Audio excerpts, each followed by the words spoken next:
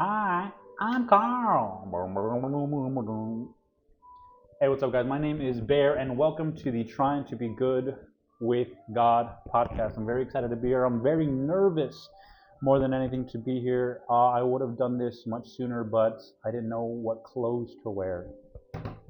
Just kidding, guys. So, thank you once again for being here. Before we get started, I want to share a little bit, a quick quote with you guys from the movie Jesus of Nazareth, one of my favorite movies, for reasons that you're gonna start to see pretty soon. All right. Men must change before kingdoms can. I love that quote. I'm not gonna talk about it, not yet, not right now. I just want to leave you guys with that. Ponder it, chew on it, mull it over, do whatever you want with it. Okay. So again, guys, my name is Bear, and this is the Trying to Be Good podcast. All right. Thank you for tuning in. Thank you for giving it a chance. And that's about it. I can say that. All right. What we're here to do and what we're here to accomplish with this.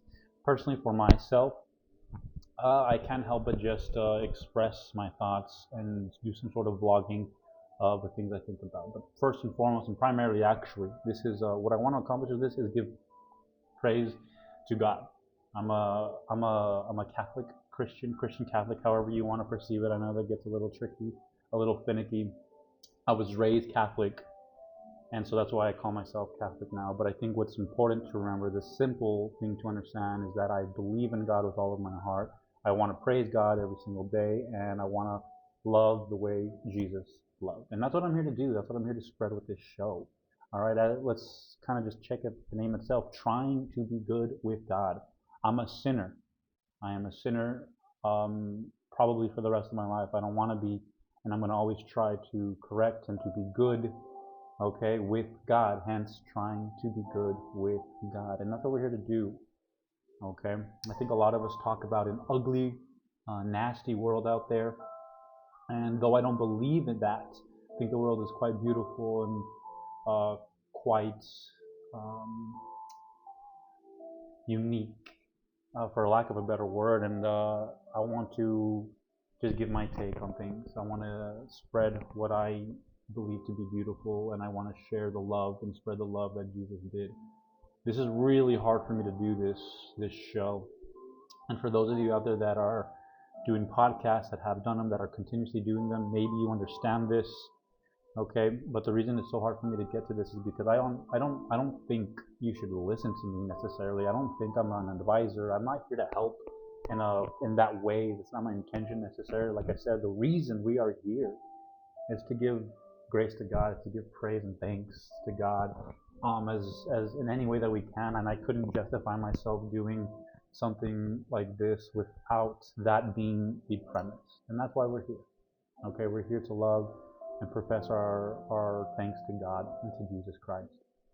Right here is my trusty Bible.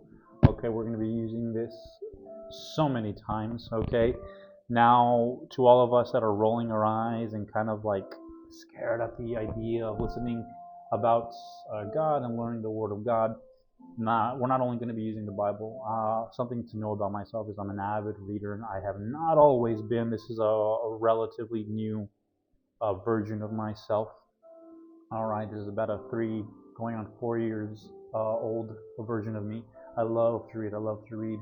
Some of these books here behind me are some of my favorite. One of them to note is Malcolm X, and the reason we note it is because that guy is the GOAT. Malcolm X, right behind Jesus Christ, is someone that I admire and respect more than anything. I've only read about him, obviously. I've read his autobiography twice, and I'm going to be going into a third time pretty soon. So, what do we want to accomplish today? We want to talk about love. We want to talk about a little bit more in detail about who I am, so you guys can sort of understand who the source is. Now, like I said earlier, you shouldn't take anything I say to be the truth, because I'm not the one with the truth. God is the one with the truth, and I'm here to do the best I can to regurgitate that. All right. What I've noticed a lot about society today is that though people are saying how incredibly ugly the world is and how unkind and terrible it is, we don't seem to want to be correcting that or rectify it. My opinion on that, for those that think the world is ugly, and I understand why we say that, and there is ugliness to it. But the reason for that is because we've left God. We've taken God out of our lives. Though God is always present, we have not accepted God and Jesus Christ into our hearts, and therefore we're missing something. That's the piece we're missing. So that's what we want to do. I think it's important to bring Jesus into our life. I think it's important to bring God into our life on a daily basis. It's not something that we can just use to our convenience. We have to do it constantly. We have to do it every single day with the best efforts that we can. Now, before we get into speaking a bit about love, and I think I want to open up with that because it's the heart of what the Bible is trying to teach. And I know that sounds insane, especially a lot of us out there that know the Bible that aren't believers that are going to use it against me or against the Word, because there's a lot of hate in the Old Testament. There's a lot of misguided things.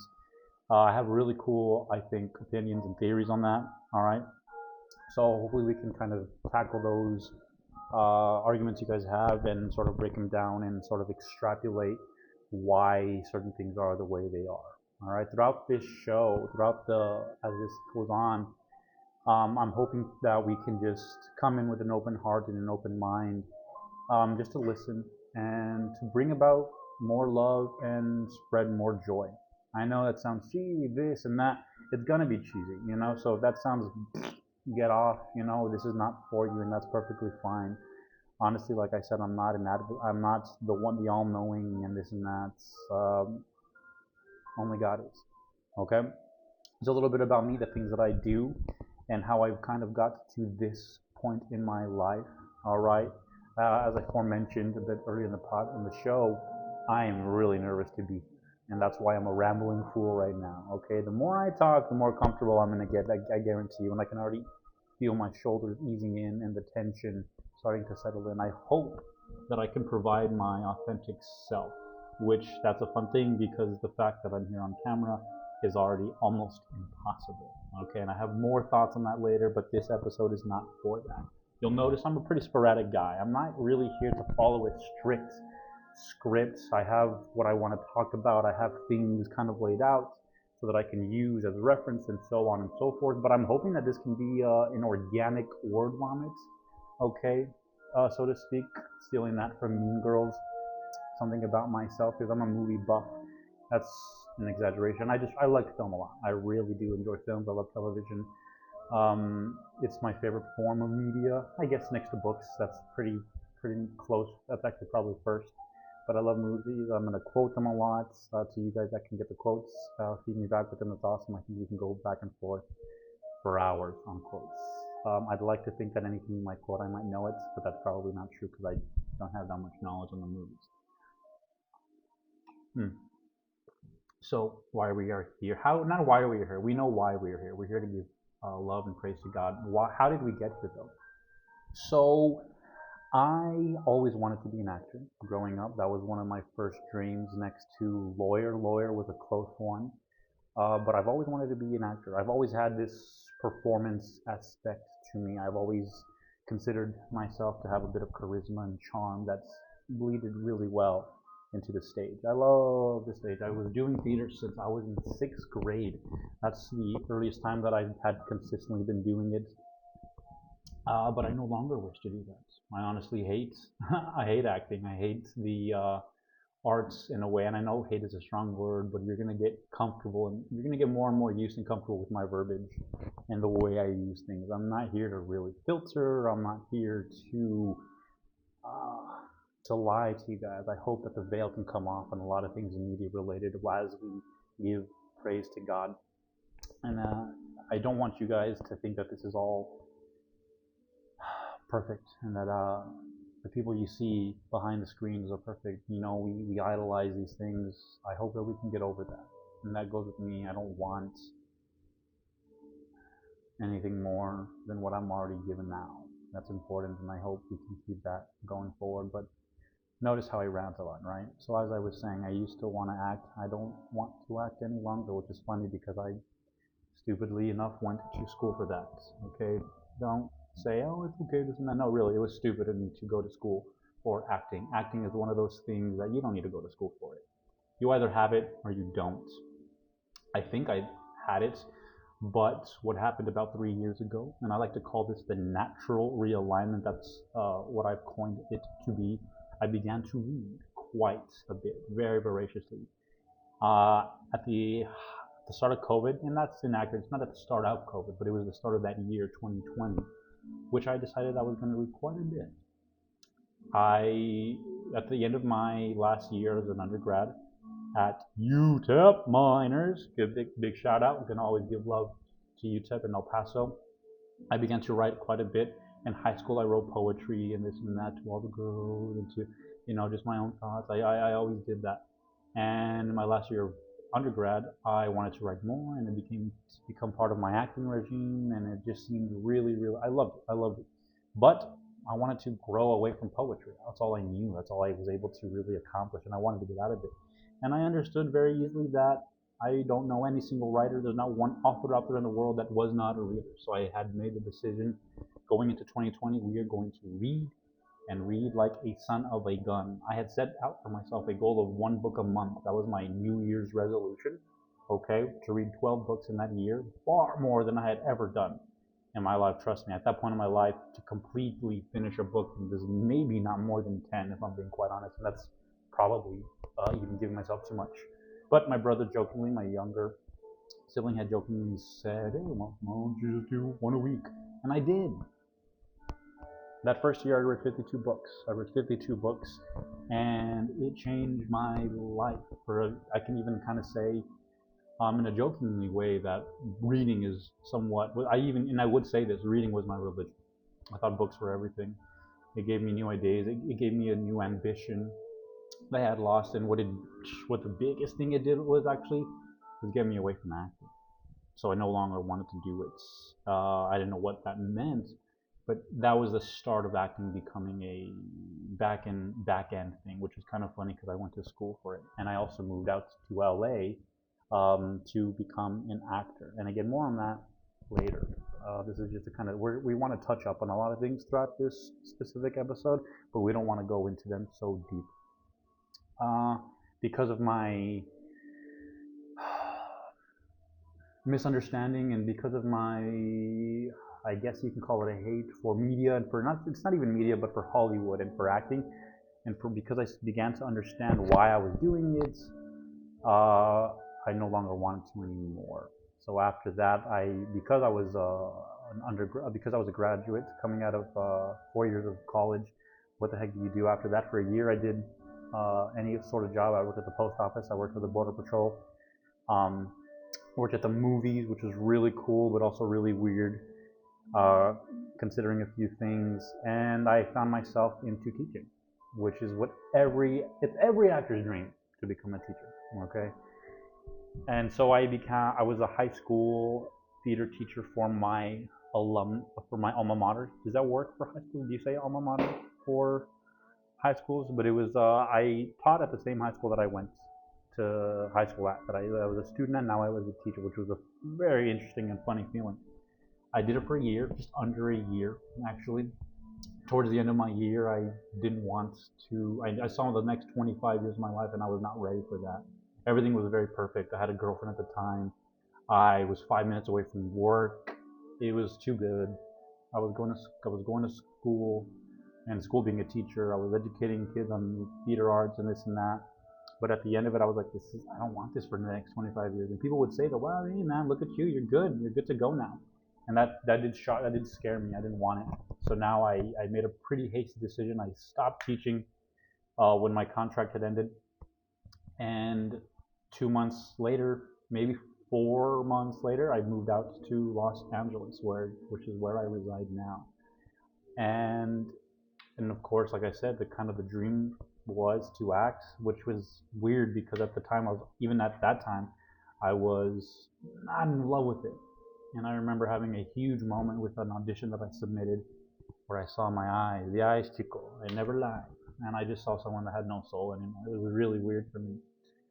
And moving out to Los Angeles, there was, of course, a bout of loneliness, and that still stays with me now. It's never going to go away in a sense, And that's when I had decided completely and fully I was going to commit to God and commit to Jesus. And again, I'm only touching up on a lot of these things. We're going to go in detail into a lot of these things later down the road. Right now, it's just kind of to introduce several different themes, ideas, and stories, but we don't want to go too far into them. Fast forward a little bit. I was reading the Bible almost every single day. I do that now pretty much almost every single day. I'm reading the Bible. And the idea of a podcast is something that I had been playing with. A production company is an idea that I had been playing with for the better part of a year. And I'm so tired of not doing something about anything. So we're just putting this out. This is just out here so that we can do it. I don't really have an end game with this. I'm not hoping for this or that. Like I said, the fundamental reason we are here is to give praise and glory to God and to love as Jesus loved. That's all I want to do. As far as what this becomes of this, it's not in my hands, and I don't care, truthfully. All right. So that's how we are here today. So that's a bit on that. We can go more into that later down the road. Now, the more important thing we want to do, and we will read a bit from the Bible. Well, I guess literally I'll read from my computer screen here because I typed out, excuse me, what I want to read. Something you guys are going to notice here, we're not aiming for perfection. This show is not going to be perfect. Production value, this and that, my hiccups. I want to do things in a one-take motion. I don't want to do a lot of editing. Kind of because of laziness, but also because, again, this is to be as authentic and real as we possibly can. All right, something about media is that we got to make it pretty and we got to fluff it up and this and that. I'm really not interested in that. So I really, really am not. So without further ado, I want to speak to you guys a little bit about love. Okay, as I said, this is what I believe to be the fundamental message of the Bible. And again, to the haters out there, bring it on. I love it. I'm a hater myself. Trust me, I'm a big hater. I hate on many things. That'll be a fun little segment. But New Testament, Jesus, we see love. We see love, and what we see is that, or I guess what we learn, what we can take away more accurately, is that when you love, the hate comes. And since we're living in such a hateful world, let's go. Let's bring on the love. So I'm going to read to you guys all of 1 Corinthians chapter 13. I was kind of debating on just give you the main, the fun points, the more kind of resonating verses, but no, I want to read the whole chapter to you. It's not too long, and also it's something we're going to be doing on the show quite often, is literally just reading a chapter or a verse from the Bible and then speaking about it. Today, I would like to read it and speak just a little bit. We won't go into too much depth, not today. So, without further ado, this is 1 Corinthians chapter 13. Also note this, I'm reading King James Version, all right? So it's going to be really hard to understand. I'll do my best to be clear, to kind of use that acting spirit to bring about the word so that we understand it, but I don't want to give it too much seasoning. I really want it. The words speak for themselves, and it's a beautiful message. And the reason I'm reading you this specifically is because, one, it covers love. It talks about what love is. You're going to hear the word charity, though, in the King James Version. If we look at modern version of the Bible, though, the word love is inserted instead of charity. But again, good reason. We'll talk about that a little bit afterwards. Okay, the second reason I want to share this is because towards the end specifically, and honestly just throughout the entire thing, we're seeing a lot of things that we can really, really use today to understand the world and accept things that are coming out. So, let's get into it. Though I speak with tongues of men and of angels, and have not charity, I become as sounding brass or a tinkling cymbal. And though I have the gift of prophecy and understand all mysteries and all knowledge, and though I have all faith so that I could remove mountains, and have not charity, I am nothing. And though I bestow all my goods to feed the poor, and though I give my body to be burned, and have not charity, it profiteth me nothing. Charity suffereth long, and is kind. Charity envieth not. Charity vaunteth not itself, is not puffed up, doth not behave itself unseemly, seeketh not her own, is not easily provoked, thinketh no evil, rejoiceth not in iniquity, but rejoiceth in truth, beareth all things, believeth all things, hopeth all things, endureth all things. Charity never faileth, but whether there be prophecies, they shall fail. Whether there be tongues, they shall cease. Whether there be knowledge, it shall vanish away. For we know in part, and we prophesy in part. But when that which is perfect is come, then that which is in part shall be done away. When I was a child, I spake as a child. I understood as a child. I thought as a child. But when I became a man, I put away childish things. For now we see through a glass, darkly, but then face to face. Now I know in part, but then shall know even as also I am known. And now abideth faith, hope, charity, these three. But the greatest of these is charity. Powerful. It really is, and I do have a bit of chills. That's also because I'm nervous. Well, what do you guys think about that? Let me know. Again, this is we want to converse. We want to listen to each other. We want to understand one another. If I weren't a religious person, if I weren't a man of God, I would say that the most important thing in the world for us to do is to understand. Okay, we have to understand ourselves, and then we have to understand the rest of the circumstances, words, events that come our way. All right? And again, that's very important to know. Understanding is going to save us a lot of trouble, going to take away a lot of angst, because once we understand things, then life becomes simple. And my proof in that is that I am starting to understand that life is really about loving God. Life is understand that you're not it. You're not it, and that's quite all right. You might want to call this a hot take, but something that I've noticed today, is that we're trying to do it all ourselves. I see a lot of self-love. Self-love is important. You got to do this to yourself. You got to do that to yourself. But we're missing it. You can't love yourself if you're not loving God. God has bred you. God has thought of you and created you. And there's actually a really wonderful reading in Old Testament. I think it's Jeremiah. It is Jeremiah, where God talks about that. Okay, I'm not an expert on the Bible, by the way. Meaning I can't just quote it.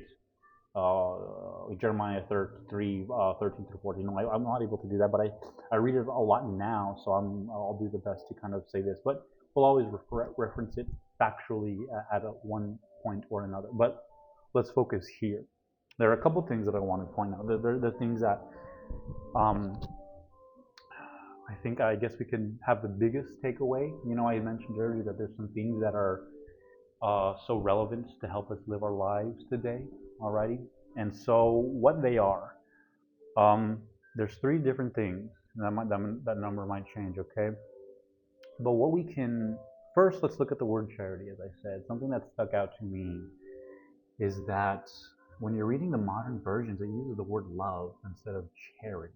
And I thought that was kind of weird. I thought that was a weird switch. And I'd rather use the word love. Personally, I think love is better because we understand it better. And I thought, why charity? But as I digested it more and thought about it, I think I understand why charity. And it's important to understand what charity is. And I hope you guys define it for yourselves. What do you think charity is? And then let's kind of go from there. How do we go from charity to love? Why is love charity, love, so on and so forth?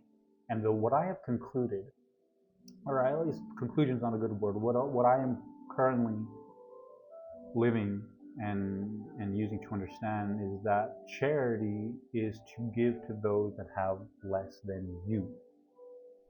Okay, charity is a selfless act, simply. Charity is an expression of love. I think the reason I like the word love more is because we understand it easily. But charity, I think, is the action of what love is.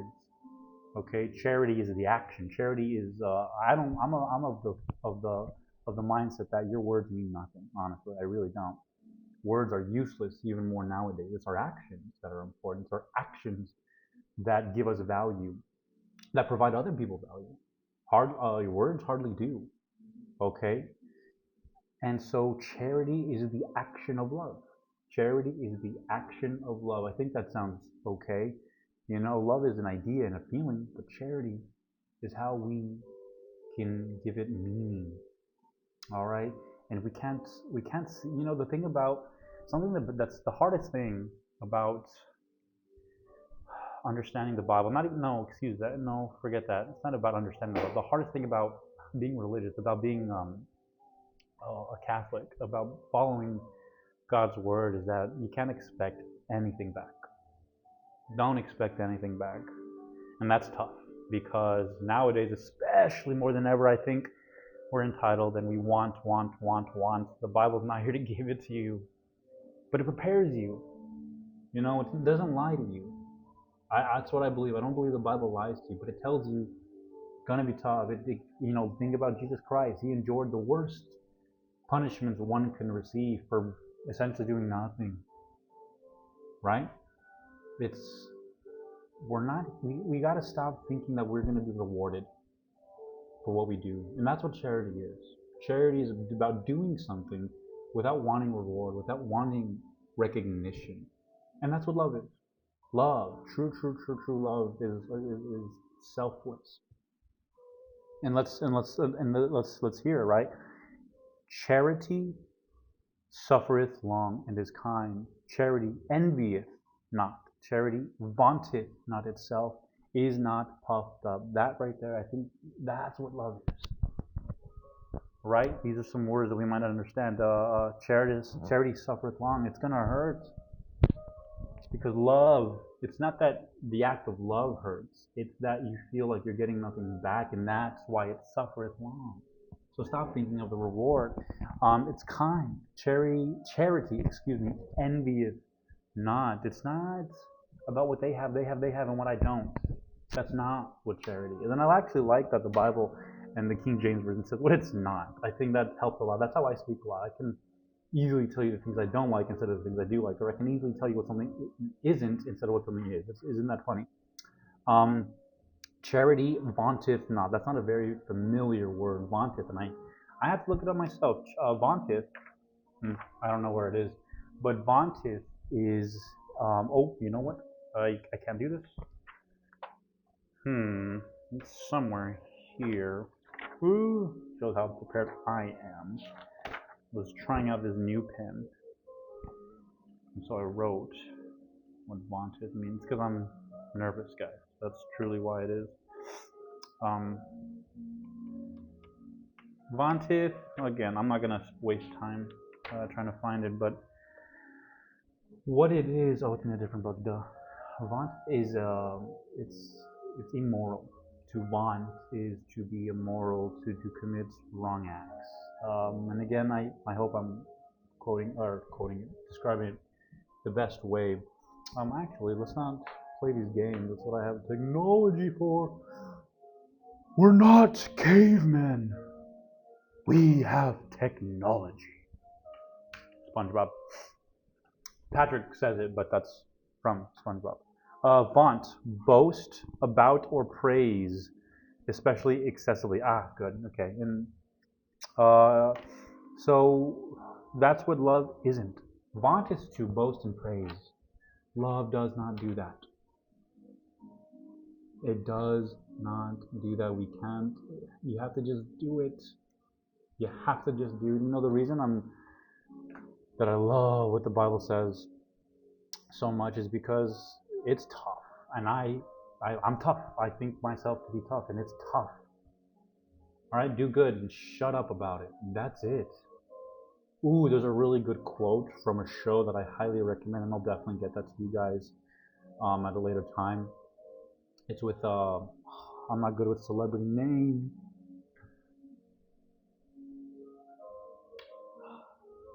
I'm exposing myself terribly here. The Office, not my, but the original, the British version.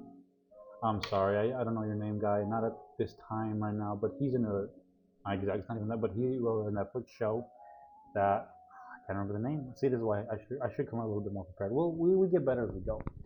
And there's a quote, and I'm going to paraphrase, but it talks about good men. Excuse me. Talks about good men and planting trees, and good men plant trees that they know they will never see. And that's what I think we have to do with. The Bible talks about that. It talks about doing good things that you're not going to see it. You're not going to reap the rewards of it. But you're not supposed to. That's not what it's about, guys. It's not what it's about. Everything around, especially in America, is a transaction. Give me this for that. I'll do this for that. Even love now has become a transaction. Relationships are a transaction. I do this, you do that. No. No, no, no, no. I hope we can get away from that. I hope we can understand things a bit differently and selflessly. So the next thing I want to point out with this, and this is my favorite, what I think is so crucial to all the men out there. And you know what? Excuse me. It's not for men specifically. It's for everyone that is now an adult that is living their lives. This hits me a lot. This resonates me beautifully, and this actually really wonderfully encapsulates why I'm not an actor anymore. I think this is the simplest way that it can be phrased for me. When I was a child, I spake as a child. I understood as a child. I thought as a child. But when I became a man, I put away childish things. In a lot of ways, acting for me was a childish thing. I mean, I did it when I was a kid. I grew up, and that's how I see. That's the best way I can say as to why I'm not acting no longer. But listen to that. When I was a child, I spoke as a child. Now I'm going to use my English. I understood as a child. I thought as a child. But when I became man, I gave away childish things. It's time for all of us to grow up a little bit. We're all acting and speaking and thinking like children. Thinking, he did this, so I do that. No. It's time for us to clean up our act and to simplify things. And it'll help you. It'll help you to grow up and it'll help you to understand and, accept some of the difficulties of life that you guys are often noticing, that we are often experiencing. Okay? And I think we can end it there as far as speaking about love, and honestly about this whole show. I think that it comes to an end here. So that was tough. It wasn't tough. There's far more difficult things in the world. That's cold now. I don't like that. Well, guys, I do appreciate those that have listened. Actually, even if you haven't, I still appreciate you guys. I appreciate all things, I hope. So, thank you. My name is Bear, and this is Trying to Be Good with God podcast. You all have a blessed day, have a blessed week. If there's anything I may be able to help you guys with, then, well, let me know.